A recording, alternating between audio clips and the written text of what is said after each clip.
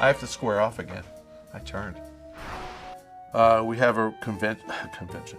We have a question from our site from Heaven's Devil 44. Hey, Mr. Pachter. With Sony giving such huge game discounts through their PlayStation Plus subscription service, are they making any profit off of it? Do third parties make money off games sold or given away via PlayStation Plus?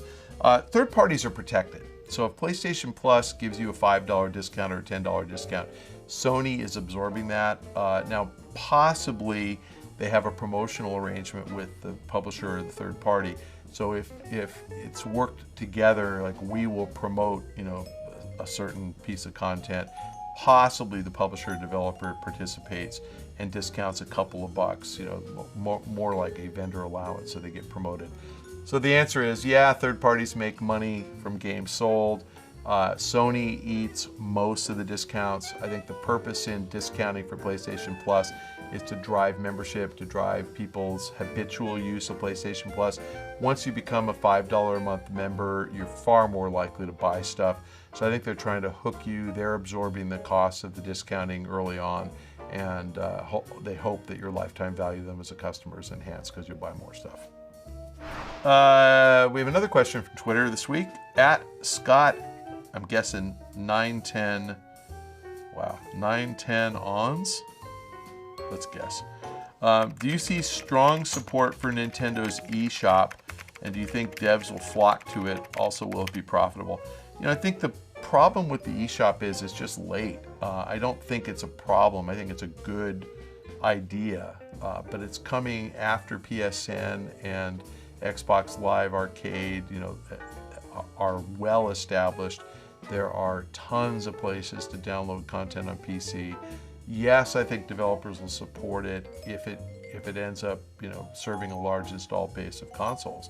I think you're more likely to get ports than you are to get dedicated content made just for Nintendo. But yes, you'll get kind of basic stuff. I think the bigger problem is we don't really know what the approval process is at Nintendo. So, if Nintendo is a difficult partner, fewer developers will participate. If they're an easy partner, more developers will participate.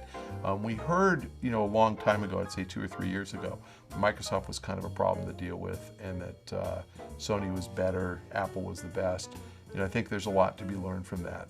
Fast approval process, not giving developers a hard time and getting their content posted is a way for these download services to work. So we'll see with Nintendo.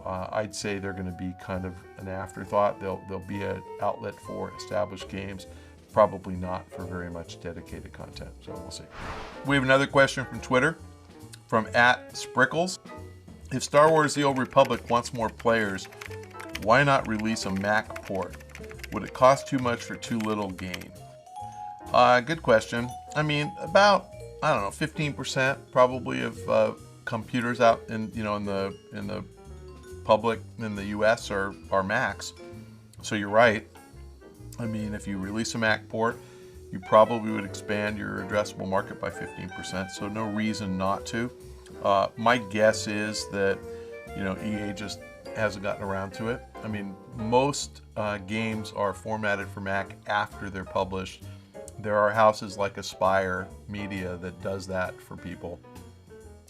Most of the publishers don't make games on Mac. I think it just requires programming skills that most publishers don't possess. So it's an outsourced item, and my guess is you will see Star Wars. The thing I can't answer, and I would imagine it really doesn't matter, but if the client on a Mac and the client on a PC will allow the different players to play multiplayer on the same server, and I really don't know the answer to that. If it requires dedicated Mac servers, then that's probably one of the reasons why not. If it doesn't, and I'm waiting for all the comments about how little I know about Macs, admittedly, never had one. I know nothing about them, so maybe not. But that could be it. Other than that, I'll let EA know that you think it should be on the Mac, and we'll see if we can make that happen. All right, fellow babies, thanks for joining us again on this week's Pach-Attack. If you have a question, submit it at the link below, or you can submit it to me on Twitter at Michael Pachter. And you have to copy at Rohan Likes Pants, because not only does he select all the questions, but he is a whore for Twitter followers, and he really, really likes pants.